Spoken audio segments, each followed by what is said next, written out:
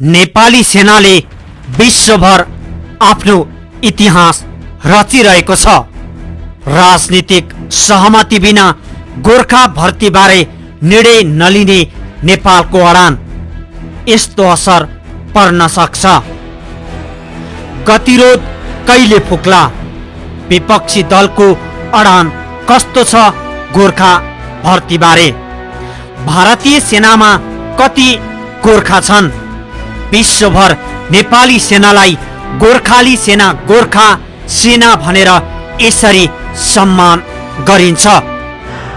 भारतले नेपाली युवालाई गोर्खा भर्तीमा रोक्नु ठिक कि बेठिक? एक सच्चा नेपाली भएर कमेन्ट गर्न नभुल्नुहोला।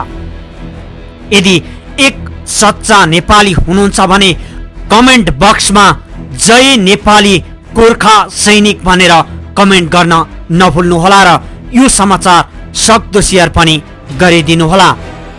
परराष्ट्र मन्त्री एनपी साउथले भारतीय सेनामा अग्निपथ योजना अनुसार गोर्खा भर्तीको विषय नेपालमा राष्ट्रिय सहमति बनेपछि मात्रै निर्णय हुने बताएका छन्। आफ्नो सेनामा भर्ती भएका सैनिक मध्ये 25%लाई 4 वर्ष सेवा अवधि पुगेपछि रोजगारीमा निरन्तरता दिने र बाँकी 75%ले निश्चित रकम एकमुष्ट दिएर घर पठाउने लक्ष्य उक्त योजनाले राखेको छ। भारतले उक्त योजना अनुसार नै नेपालीहरूलाई पनि आफ्नो फौजमा भर्ना गर्नुपर्ने धारणा राखेपछि उक्त प्रक्रियामा केही समय यता गतिरोध देखिएको छ। सुरुमा कोभिड-19 महामारीका कारण प्रभावित गोर्खा भर्ती पछिल्लो 3 वर्षमा हुन नसकेको जानकारहरू बताउँछन्। गतिरोध कहिले फुक्ला? कतिपय उच्च अधिकारीहरूले सन् 1947मा नेपाल, भारत र ब्रिटेन बीचको त्रिपक्षीय सन्धिले गोर्खा भर्तीलाई मार्ग निर्देशन गर्दै आएको भए पनि नयाँ दिल्लीले एकतर्फी रूपमा त्यसमा परिवर्तन गर्न खोजेकाले पछिल्लो गतिरोध देखिएको बताउँदै आएका छन्। गत सेप्टेम्बरमा नेपाल भ्रमणमा आएका भारतीय स्थल सेनाध्यक्ष मनोज पाण्डेले तत्कालीन प्रधानमन्त्री शेरबहादुर देउवा सहित उच्च सरकारी अधिकारीहरूसँग अग्निपथ कार्यान्वयन बारे छलफल गरेका थिए। स्वदेश फर्किएपछि उनले पूर्व निर्धारित कार्यक्रम अनुसार नेपालमा गोर्खा भर्तीको प्रक्रिया अघि बढाउन नसकिए त्यसका लागि छुट्याइएको दरबन्दी तत्कालका लागि अरूलाई वितरण गर्न आफूहरू बाध्य हुन सक्ने टिप्पणी समेत गरेका थिए। भारतीय सेनाध्यक्षले सेवा निधि प्याकेज अन्तर्गत हाल अग्निपथ योजना अन्तर्गत भर्ना भएका 75% सैनिकले अवकाशको समयमा झण्डै 18.5 लाख रुपियाँ लाभ पाउने जानकारी आफूले नेपाललाई गराएको बताएका थिए। त्यसबेला देउवाले चुनावपछि बन्ने नयाँ सरकारले अग्निपथ योजना अन्तर्गत गोर्खा भर्तीको विषयबारे निर्णय लिने धारणा राखेका थिए। तर चुनाव सम्पन्न भएर प्रधानमन्त्री प्रचण्ड नेतृत्वको सरकार गठन भएको लगभग 6 महिना पुगिसक्दा पनि ठोस निर्णय भएको छैन। केही साताअघि प्रधानमन्त्री प्रचण्डले आफ्ना समकक्षी नरेन्द्र मोदीको निम्तोमा भारतको भ्रमण गर्दा समेत यो विषय औपचारिक रूपमा छलफलमा नआएको अधिकारीहरूले बताएका थिए। बीबीसी न्युज नेपालीसँग कुरा गर्दै परराष्ट्र मन्त्री एनपी साउदले अब राजनीतिक सहमति जुटाएर मात्रै सरकारले अग्निपथबारे निर्णय लिने बताए। उनी भन्छन्, यो मुद्दा कुन नियम र कुन कानुन अन्तर्गत अघि बढाउने भन्ने सन्दर्भमा चाहिँ दुई देशको बीचमा परम्परागत रूपमा भर्ती प्रक्रिया चल्दै आएको हुनाले यसको बारेमा हाम्रो राष्ट्रिय सहमति बनेपछि मात्रै एउटा नीति बन्छ। उनले देशभित्रका अन्य निकायसँगको छलफल पछि मात्रै सरकारले आफ्नो दृष्टिकोण बनाउने बताए।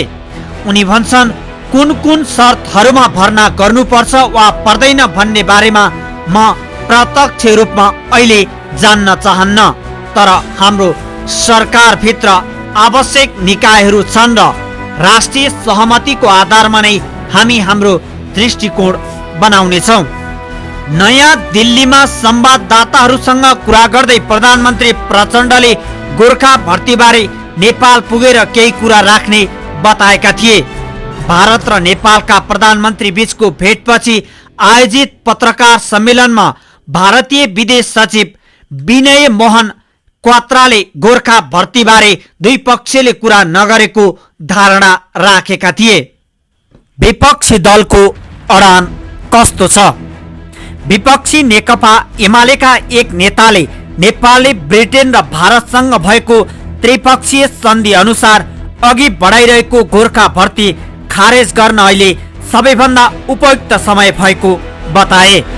विगतमा प्रतिनिधि सभाको अन्तर्राष्ट्रिय सम्बन्ध समितिका सदस्य रहेका एमाले सांसद दीपक प्रकाश भट्ट भन्छन्, उपनिवेश कालको एउटा मान्यतामा आधारित रहेर एउटा निश्चित जातिलाई लडाकु जातका रूपमा लिँदैपछि भारत स्वतन्त्र भए पश्चात पनि गोर्खा भर्तीलाई भागबण्डा गर्ने काम गरियो। हाम्रा युवाहरू उनीहरूका देशका लागि किन लड्न जाने? नेपालीहरूलाई भारतले चीन वा पाकिस्तानसँगको युद्धमा पनि प्रयोग गरेको पाइन्छ। यसलाई अब निरन्तरता दिइरहनु उपयुक्त छैन। नेपाल सरकारले ब्रिटेनसँग उक्त त्रिपक्षीय सन्धिको पुनरवलोकनका विषयमा छलफलहरू अघि बढाइसकेको छ। तर हालैका वर्षमा भारत र ब्रिटेनको सेना बाहेक अमेरिका, फ्रान्स र कतिपय खाडी देशका फौजहरूमा समेत नेपालीहरूले रोजगार पाइरहेको विवरण आएका छन्। अझ पछिल्लो पटक युक्रेनमाथि जारी रुसी आक्रमणमा कैयौं नेपालीले रुसी सेनामा आबद्ध हुन तत्परता देखाएका विवरण प्रकाशमा आएका छन्। पूर्व सांसद भट्ट व्यक्तिगत रूपले त्यसरी विभिन्न देशको सेनामा भर्ना हुन चाहनेहरूलाई पनि निरुत्साहित गर्ने नीति सरकारले लिनुपर्ने र देशभित्रै रोजगारीका अवसरहरू बढाउनु पर्ने ठान्छन्। भारतीय सेनामा नेपाली युवाहरूको भर्तीको भविष्यबारे नेपालमा सत्ता पक्ष र विपक्षी दलहरूबीच हालसम्म खासै छलफल भएको देखिँदैन। परराष्ट्र मन्त्री साउथ उपयुक्त समयमा यो विषयमा एउटा टुङ्गोमा पुगिने ठान्छन्। उनले थपे, त्यो उचित समयमा हुन्छ। जुन बेला हाम्रो राष्ट्रिय सहमति बन्छ त्यही बेला निकास हुन्छ। यसको समाधान हामी राष्ट्रिय सहमतिका आधारमा मात्रै गर्छौं। भारतीय सेनामा कति गोर्खा छन्? अहिले भारतीय सेनाको गोर्खा ब्रिगेडमा 7 वटा रेजिमेन्ट छन्। नेसनल राइफल सहित 40 वटा भन्दा बढी बटालियनमा 38,000 जना भन्दा बढी गोर्खा सैनिक कार्यरत रहेको बताइन्छ। ती बटालियनमा भर्ना गरिने मध्ये 60% गोर्खा सैनिकहरू नेपालबाट र 40% भारतकै कुमाऊ अनि गढवाल जस्ता नेपाली भाषीको बसोबास भएका क्षेत्रबाट छनौट गर्ने गरिएको कतिपय अवकाश प्राप्त भारतीय सैनिक अधिकारीहरूले बताउने गरेका छन्। तर 3 वर्ष यता गोर्खा सैनिकहरूको भर्ती नेपालबाट नभइरहेकाले हाल भारतको कुमाऊ र गढवाल जस्ता क्षेत्रका नेपाली भाषीलाई मात्रै गोर्खा रेजिमेन्टमा भर्ना गरिएको भारतीय सेनाका अवकाश प्राप्त मेजर जेनरल अशोक मेहताले बीबीसीलाई बताए। भारतले अग्निपथ योजनामा परिमार्जनको कुनै सङ्केत नदिएको बताउँदै उनले थपे, 3 वर्षसम्म नयाँ भर्ना भएको छैन, जुन भनेको सम्पूर्ण गोर्खा ब्रिगेडमाथिकै जोखिम हो। उनले अग्निपथ अस्वीकार गर्ने वा थप सेवा सुविधाका शर्तहरूसहित अग्निपथ अन्तर्गत नै आफ्ना युवाहरू भारतीय सेनामा भर्ती गर्न प्रयास अघि बढाउने जस्ता विकल्प नेपालसँग रहेको उल्लेख गरे। मेहताले थपे, यदि भारतले आफ्नो 4 वर्षको सेवा अवधि र 25% मात्रै निरन्तरता दिने नीति बदलिएन भने जोखिम उत्पन्न हुन सक्छ। यदि अग्निवीरबारे सहमति जुटेन भने नेपालबाट गोर्खा भर्तीलाई बिस्तारै बन्द गर्नुपर्छ भन्ने चर्चा भारतमा चल्न थालिसकेको छ।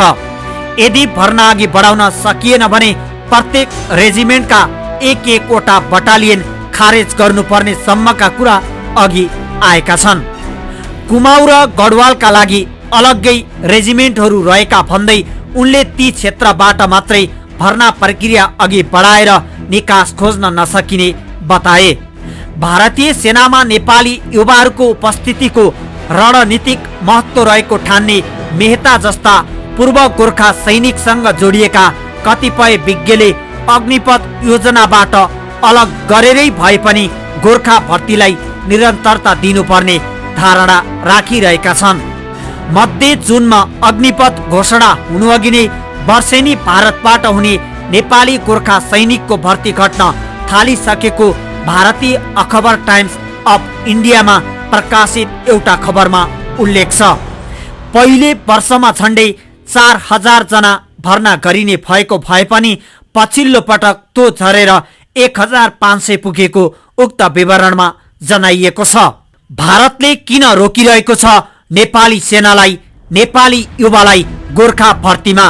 यस विषयमा आज हामी तपाईहरूलाई पूर्ण रूपमा जानकारी दिने प्रयास गर्नेछौँ।